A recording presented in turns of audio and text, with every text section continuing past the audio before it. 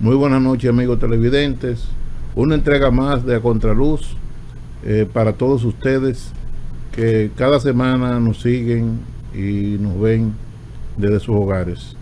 Esperamos que el contenido de este programa, como lo hemos venido haciendo, sea de mucho interés y que ustedes nos acompañen en esta importante entrevista central que vamos a tener, y tendremos también los comentarios de la noticia y acontecimientos que han acaecido en la semana que acaba de transcurrir.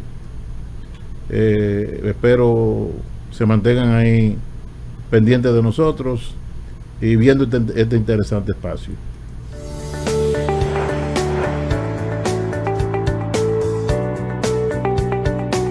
En las nacionales, la Duarte con París toma color con la entrega de la última fase del proyecto. Jueza fue sometida a juicio disciplinario tras detectarse que era contratista del Estado. Estados Unidos sanciona por corrupción a Jean-Alain Rodríguez y su esposa e hijos. Exportaciones dominicanas están desaceleradas a Haití, caen 16,53% en 10 meses. Cadáver de hombre es hallado semienterrado a orillas de río en la provincia de La Altagracia. Consejo Nacional de la Magistratura designa nuevos integrantes del Tribunal Constitucional.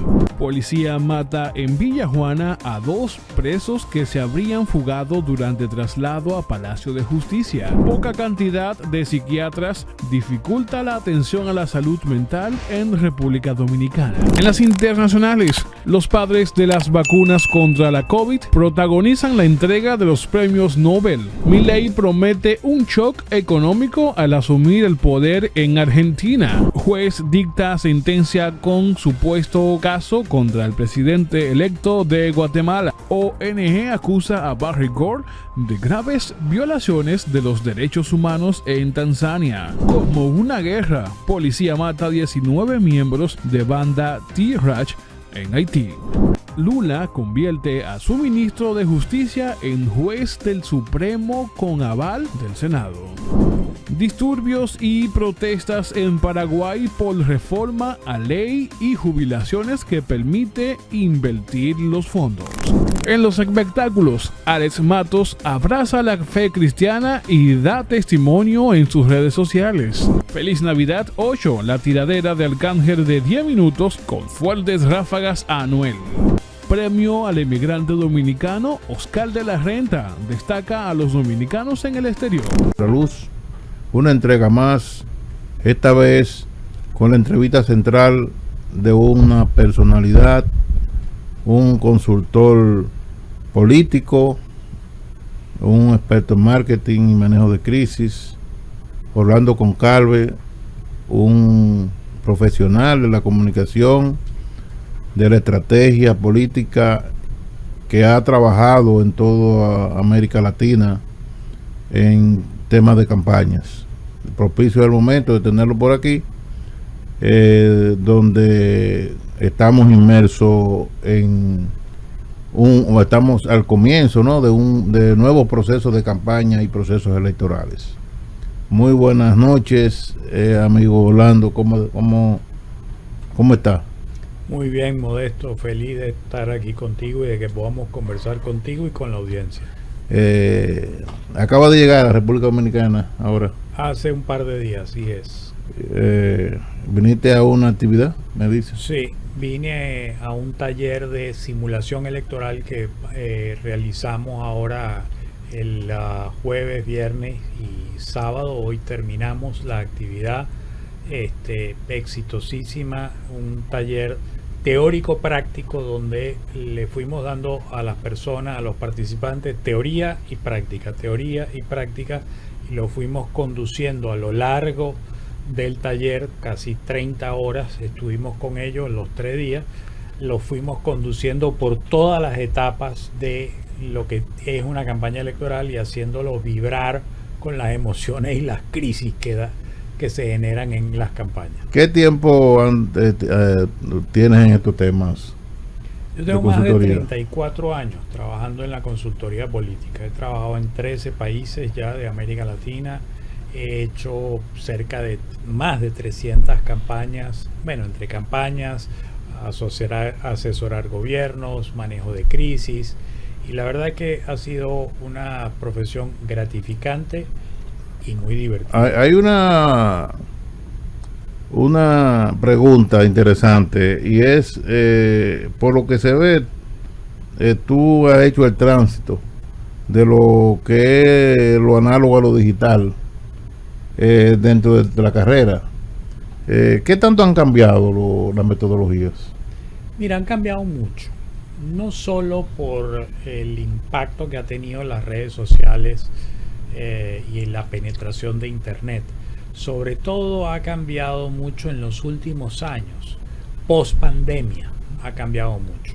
Por ejemplo, la mitad de los trastornos emocionales y mentales, sobre todo trastornos emocionales de la población, mayoritariamente los jóvenes y adolescentes, tienen trastornos emocionales productos de la pandemia. En la región se suicidan 10 jóvenes y adolescentes diariamente. Cuando hablo de la región hablo Centroamérica y el Caribe. Centroamérica y el Caribe, sí. Centroamérica y el Caribe. Esto es un estudio que hizo la UNICEF. Hay otro estudio que hizo otra organización en los Estados Unidos sobre el cambio de la personalidad y cómo afectó la pandemia. Y resulta que la gente alteró sus niveles de estado emocionales y eso ha llevado a que la gente tenga valores distintos y tenga prioridades distintas a las que tenía hasta hoy. Y eso hace que entonces tu enfoque en cómo comunicarte con la gente, no solo con las técnicas, sino además con esta nueva realidad, sumada al hecho, por ejemplo, Latinobarómetro del informe 2023 salió hace poco y Latinobarómetro dice, por ejemplo, 62% de los dominicanos están insatisfechos con la democracia. 63% de los dominicanos no le importa qué tipo de gobierno o un gobierno no democrático mientras que resuelva los problemas. 74% dice que los partidos no funcionan bien. 56% dice que la democracia puede funcionar sin partidos políticos. Cuando tú ves esas cifras y ves los cambios que ha habido en la gente. ¿Ese es el Latinobarómetro de cuándo? 2023, acaba de salir ahora a finales de julio. Cuando tú ves esa cifra, tú entiendes que los ciudadanos han cambiado, la sociedad cambió la manera como nos relacionamos, cómo hacemos negocio, cómo nos comunicamos y por supuesto cambió la política. Entonces tú no puedes seguir haciendo siempre lo mismo porque esto cambió y cambió radicalmente. Yo no encuentro ningún país donde los políticos amen más las vallas que República Dominicana. Viniendo del aeropuerto, vi cualquier cantidad de vallas. Bueno, me parece una pérdida de dinero, porque se ocuparon de buscar el dinero para contratar las vallas, para poner la foto en distintas poses, en distintas formas, con el nombre, pero vacías, no transmiten, no conectan nada. No se ocuparon de invertir un dinero en investigar, en hacer encuestas, en hacer focus, en hacer neuromarketing. Hay fotos que además son desastrosas, entonces estás pagando para generarte rechazo y estás pagando para que no te vean. Es una locura. ¿Por qué?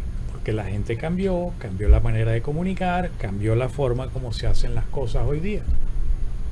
¿Y qué diferencia hay entre la campaña tradicional y la campaña moderna? ¿Qué tanto impactado las redes? Mira, ¿tú vas a ganar una campaña electoral por las redes sociales? No. ¿Puedes perder una campaña por las redes sociales? Sí.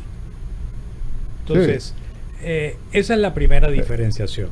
Entonces no es tal el impacto de las redes sociales. No es tal, porque la penetración de las redes sociales y del internet en nuestros países no es tan grande como lo es en los países altamente desarrollados. Luego, hay distintos canales de comunicación a través de estas redes, y uno de los errores graves que cometen los candidatos es que comunican todo exactamente igual en todas las redes. Y resulta que cada red tiene un segmento específico. Totalmente. Entonces tienes que adaptarte.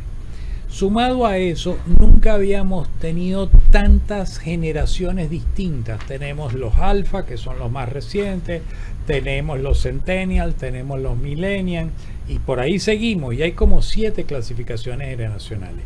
Cada generación generacional tiene un color de cristal distinto en sus lentes, y por lo tanto ve la vida de manera distinta. Y al ver la vida de manera distinta tiene prioridades distintas a las que puede tener un político. Entonces tú tienes que establecer un mensaje que logre conectar con cada segmento de esos.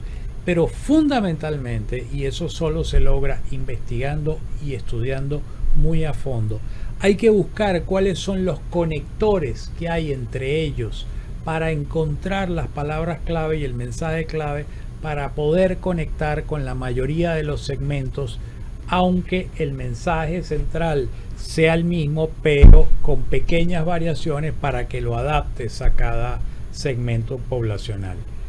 Y lo otro es que las campañas pasadas disparaban con una escopeta, es decir, disparaban y los perdigones se abrían. Hoy no, hoy ni te alcanza el dinero, ni te alcanza el tiempo para tratar de llegarle a todo el mundo. Hoy tienes que dar tiros de precisión para ir tras los electores que más se parecen a ti y que más pueden votar por ti y que tú los puedes acercar con más facilidad. ¿Y qué tal ha sido tu experiencia en América Latina? ¿Dónde te ha ido mejor? Mira, me fue muy bien en Guatemala. De hecho, ganamos la presidencia de la República con Álvaro Colón, que en paz descanse, murió en enero de este año. Nos fue muy bien en el Paraguay, donde ganamos con Horacio Cartes. Horacio Cartes es un caso interesante. Horacio Cartes es un hombre, un empresario muy adinerado que nunca había votado. La primera vez que votó por él. Nunca había votado. Entonces fue interesante estar un año con él, acompañarlo, recorrer el país, conocer al Paraguay, conocer la historia de los guaraníes. Paraguay es el único país del mundo donde la lengua materna la habla el 90% de la población y se enseña en las escuelas el guaraní. Entonces tuvimos mucho éxito ahí. Hemos tenido mucho éxito también en México, en gobernaciones, en alcaldías y en diputaciones, y la verdad es que ha sido un trabajo espectacular y muy, muy, muy satisfactorio. ¿De qué trata tu libro? Mi libro lo titulé Ganar, Gobernar y Comunicar, porque me parece que son los 3 pasos. Lo primero que tienes que hacer es ganar una elección. Lo segundo que tienes que hacer es gobernar, bien sea desde el gobierno, bien sea desde el parlamento. Igual en el parlamento gobiernas porque dictaminas leyes. Y el hilo conductor o el denominador común en ambas etapas, en la etapa de la campaña y en campaña de gobierno, es comunicar. Ahora, hay una gran diferencia. Una cosa es comunicar en campaña y otra comunicar en gobierno. En campaña tú buscas llegar y conectar con la emocionalidad y el corazón del elector. En gobierno buscas conectar y la emocionalidad y el corazón del ciudadano. La diferencia puede ser pequeña, pero es muy profunda. ¿Por qué? Porque en campaña buscas el voto de la gente. En gobierno tienes que buscar la legitimidad y el apoyo para que te dé una base de gobernabilidad sólida. ¿Cuál ha sido ¿Por qué surgen los outsiders? Pongamos un ejemplo, Chile. ¿Por qué surgen estos candidatos así? Yo no sé si Carter entra dentro de esa... sí, no. Pero ¿por qué surgen? Mira, ¿Y qué tanto es su permanencia? Surgen por vacíos de liderazgo. Y en política no hay espacio vacío. Cuando hay un espacio vacío, alguien lo llena. Uno. Dos, surgen porque se montan, sobre todo en estos tiempos modernos, se montan en estas olas de opinión pública. Te pongo el ejemplo Rodolfo Hernández en Colombia, que casi llega a la presidencia. Un señor de 76 años cuyo partido se llamaba Liga contra la Corrupción y acaba de ser condenado por corrupción a 10 años de inhabilitación política. Entonces, ¿cómo llegó ese señor? Bueno, porque conectó con un mensaje absolutamente irreverente, hablaba sin filtros, decía de todo, insultaba a todo el mundo, y eso la gente decepcionada de los gobiernos, decepcionada de que no se le cumple. Ahí está la cifra del Latinobarómetro. 62% de los dominicanos dicen que no se sienten satisfechos con la democracia. En Latinoamérica esa cifra es más grave, es 69%. Entonces, como se sienten decepcionados, es un promedio. 69 en Latinoamérica es promedio. Como se sienten decepcionados, entonces cuando surge un outsider de estos irreverente, Rodolfo Hernández en Colombia, Milei en Argentina, Trump en Estados Unidos, Bolsonaro en Brasil, que arremeten contra el sistema, que se presentan como antisistemas, entonces la población o un segmento de la población los ve como los vengadores. Tú vas a ser el que va a vengarme porque tú vas a hacer que aquellos que me robaron paguen. Y entonces esa sensación de que López Obrador en México, de que son los vengadores, hace que la gente vote por ellos. ¿Qué tan permanentes son? Son como la espuma de la cerveza. Aparecen y desaparecen. Bolsonaro perdió la reelección, Trump perdió la reelección, tienden a desaparecer. A menos que cambien las reglas de juego. Chávez fue un outsider en Venezuela, cambió la constitución, cambió las reglas de juego, cooptó todos los poderes y se adueñó del Estado, y hasta el día de hoy, 22 años, 23 años, 24 años después, sigue gobernando su partido. En tu experiencia, los candidatos suelen llevarse de sus estrategas políticos. Mira, en la mayoría de los casos sí. A veces debaten, a veces discuten, lo cual es absolutamente saludable, pero en términos generales así. Yo tengo 3 normas para trabajar para alguien. La primera, me tiene que agradar la persona y me tiene que agradar lo que piensa y lo que ha hecho. La segunda, me tiene que agradar su entorno. Su entorno dice mucho de la persona. Y lo tercero, me tiene que escuchar. Si no me escucha, ¿para qué me paga? Entonces, si no me escucha, adiós. Porque, ¿qué sucede? La Victoria tiene miles de padres. El candidato era una maravilla, los activistas, el dinero de la campaña, etcétera. Pero si se pierde, la derrota es solo culpa de los asesores. Entonces, ¿por qué yo voy a asumir una derrota que no es mía si tú como candidato no hiciste todo lo que nosotros te planteamos? Señores, nos vamos a una pausa en esta interesante entrevista con Orlando Concalve, donde estamos hablando cosas interesantes sobre campañas electorales. Regresamos de nuevo con esta interesante entrevista. Las encuestas siguen siendo el medidor por excelencia de cómo va una candidatura, o los márgenes de errores son importantes. Los márgenes de errores son importantes. Evidentemente ha cambiado la estructura social y muchas encuestadoras no terminan de adaptarse a esa nueva estructura social. Una de las cosas que pasó con la pandemia es que los niveles de pobreza subieron. Entonces tiene gente que antes era clase media, que ahora es clase pobre, pero sigue pensando como clase media. Entonces, a la hora de segmentar, Si tú no tienes cuidado con eso, puedes equivocarte. 1, 2. La segmentación es importante, pero también es importante la manera como haces las preguntas y sobre todo las preguntas filtro. 3. ¿Cuáles son las preguntas filtro? Preguntas que validen la respuesta. Es decir, una misma pregunta tú la puedes hacer 2 veces, 3 veces para validar, planteadas de otra manera, para validar que la respuesta que te dio la persona es auténtica y es seria. Lo segundo que puedes hacer, o lo tercero que puedes hacer, es que las encuestas no son necesariamente para predecir. Las encuestas dan una fotografía, pero las encuestas aportan mucha información valiosa que quien sepa estudiarla puede sacarle provecho. Por ejemplo, yo no soy encuestador, pero yo sé lo que quiero. Entonces, cuando yo mando a hacer una encuesta, yo le pido a los encuestadores las tablas, y cada lámina que uno ve en el PowerPoint de la encuesta tiene por detrás 40, 50, 60 tablas de Excel. Eso es lo que uno estudia, porque ahí hay mucho más detalle.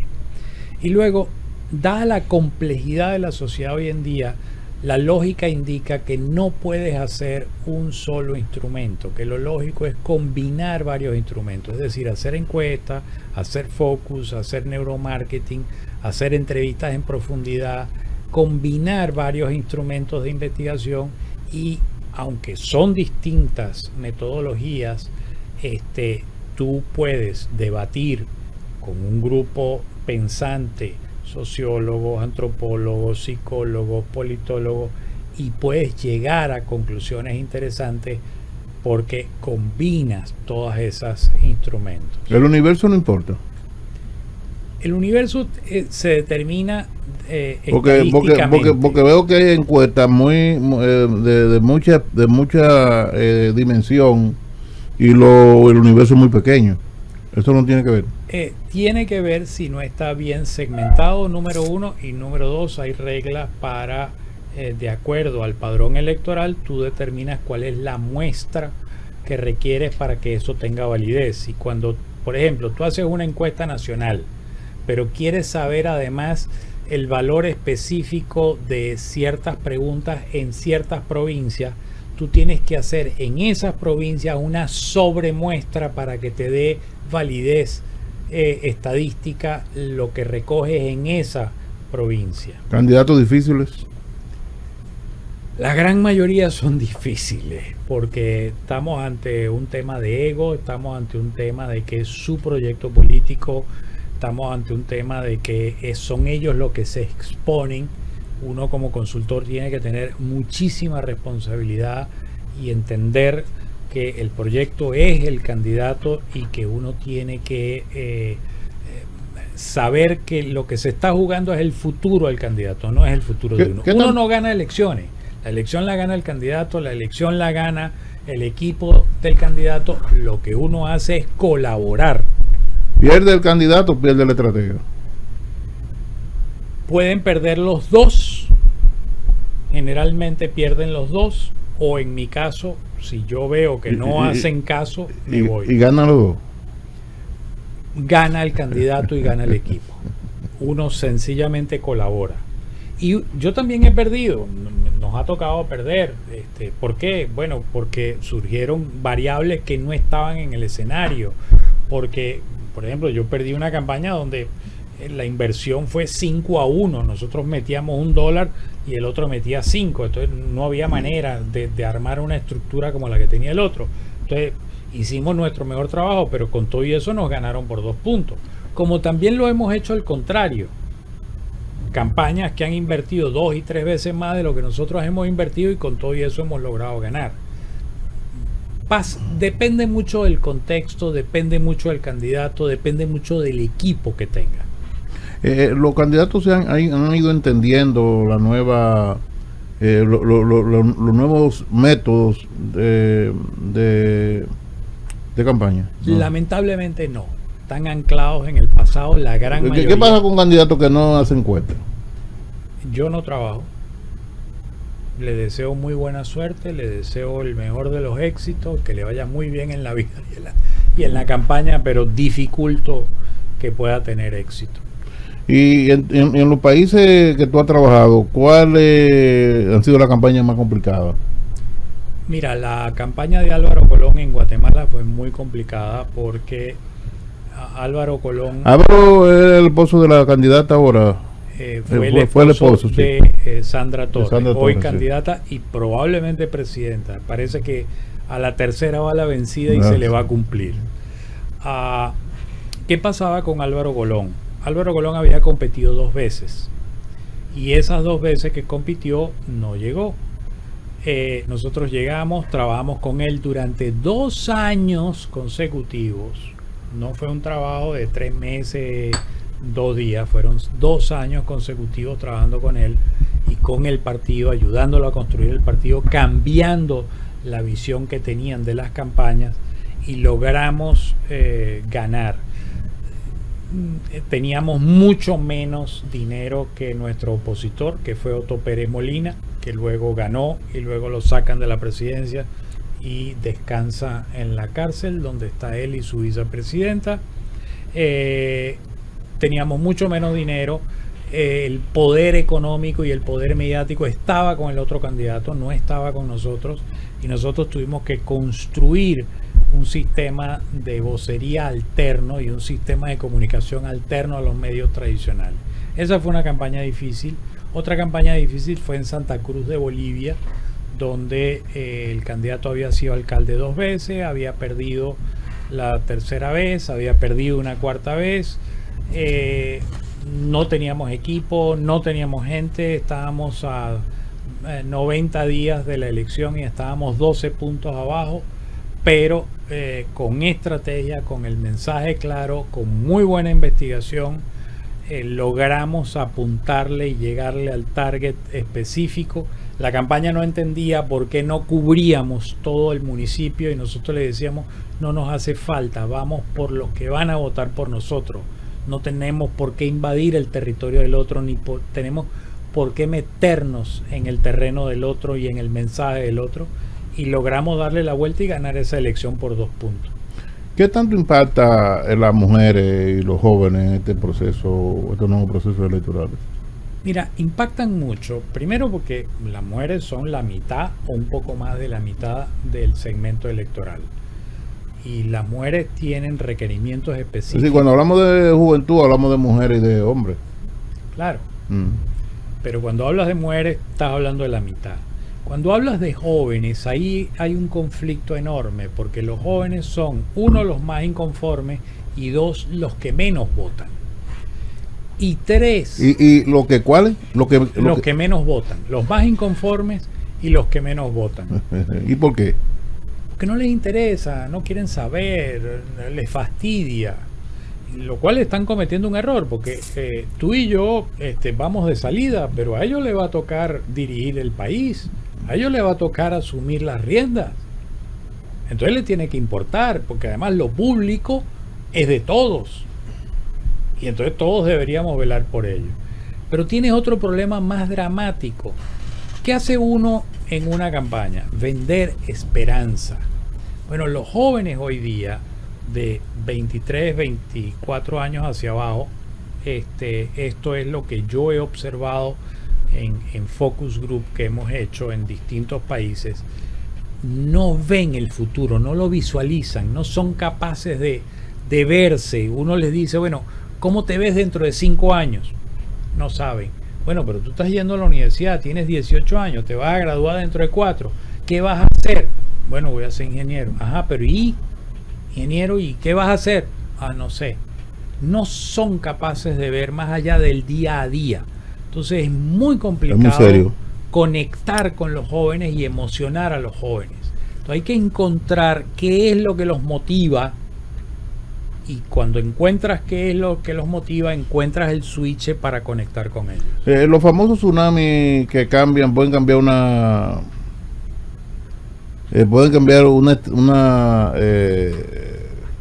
un resultado. ¿Ocurren con frecuencia o...? No tanto, no es tanto, y hoy día esos tsunamis son menos predecibles. Por ejemplo, Bolsonaro, si bien venía en una línea ascendente, las encuestas decían que no le daba para ganarle al candidato del PT, ahorita Fernando Satt creo que se llamaba. Sin embargo, lo apuñalan y se dispara. Álvaro Uribe Vélez, en Colombia, en el año 2000, Álvaro Uribe Vélez marcaba 4, 5, 6% en todas las encuestas, pero en septiembre de 2001, cuando hay el ataque a las Torres Gemelas, se valida el mensaje que él venía dando de la seguridad democrática y de la lucha contra el terrorismo, y Álvaro Uribe se dispara astronómicamente. Un hecho cambia un resultado. Un hecho imprevisto que ocurra. Puede cambiarlo si hay un impacto mediático importante y si estremece a la sociedad. Puede cambiar. ¿Y qué políticos, tú entiendes, tú decías, los políticos quieren mantenerse mucho en lo tradicional? Eso no ha cambiado. La gran mayoría no, lamentablemente, siguen pensando que pueden seguir haciendo lo mismo y obteniendo resultados distintos. Bueno, es que yo he ganado 3 elecciones, o sea, ¿qué me vas a decir tú a mí? Bueno, está bien, pues usted ha ganado 3 elecciones, usted no ha entendido que el juego cambió, que el electorado cambió. República Dominicana. Que le vaya muy bien. Éxito. ¿Y República Dominicana? ¿Cómo tú lo ves? Veo. Las reelecciones son difíciles siempre. No necesariamente. ¿Tú estás de acuerdo con la reelección? Yo estoy de acuerdo con una reelección inmediata. Me parece, siempre y cuando no se use los dineros del Estado para hacer campaña y para manipular los programas sociales. Porque 4 años de gestión no da para mucho. 8 años ya te da una gestión apreciable y te permite dejar un legado. Entonces, a mí sí me parece que la reelección es válida, inclusive la reelección para diputados y para senadores con límite. Por ejemplo, 3 periodos, 4 periodos, me parece perfecto. Pero más allá de eso ya es un tema. Ya es un tema. Deje que entren jóvenes. Pero no es difícil la reelección si tú haces lo que tienes que hacer desde el primer día de tu gobierno, porque además tú comienzas a trabajar en tu reelección al día siguiente que ganaste tu primera elección. Porque tu primera elección la ganas, tú tienes que gobernar, pero tienes que comenzar a sentar las bases de lo que va a ser tu legado, que va a soportar el hecho de tu segunda elección. ¿Los modelos electorales son parecidos en América Latina? Sí, en términos generales sí, hay sus excepciones. Por ejemplo, Argentina tiene, yo lo llamo 3 vueltas, porque tiene las famosas PASO, que son unas elecciones primarias obligatorias y que se hacen al mismo tiempo. Después tienen la primera vuelta presidencial y después tienen la segunda vuelta. Colombia tiene más o menos 3 vueltas, porque tú eliges en febrero, del año electoral, eliges el Congreso, eso ya te da un termómetro, luego tienes la elección presidencial, primera vuelta en mayo, y luego tienes la segunda vuelta en julio. Entonces son como 3 vueltas. ¿Primer país que trabajaste? Venezuela. ¿Y dónde no has trabajado? No he trabajado en Chile, no he trabajado en Uruguay. Después en todos. Después en todo, México. ¿Y en República Dominicana cuándo fue la última vez? La última vez fue 2010, 2011, si no me equivoco. Universidad, es decir, tú ejerces...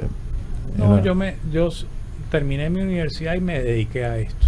No, pero si tú no haces labor de didáctica. Claro, estos talleres, por ejemplo, el taller de simulación electoral que acabamos de hacer es una manera. Lo vamos a hacer también en Panamá, probablemente lo vamos a repetir aquí en República Dominicana en octubre o en noviembre. Estamos evaluando esa situación.